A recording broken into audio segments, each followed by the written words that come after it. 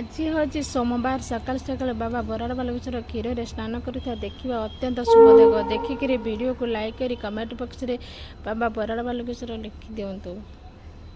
ଭିଡ଼ିଓଟି ଅତିମାତ୍ରା ସେୟାର କରନ୍ତୁ। ବାବା ବରାଳ ବାଲୁକେଶ୍ୱର ସମସ୍ତଙ୍କର ମନସ୍କାମନା ପୂର୍ଣ୍ଣ କରନ୍ତି, କାହାକୁ ବି ଖାଲି ହାତରେ ଫେରାନ୍ତିନି।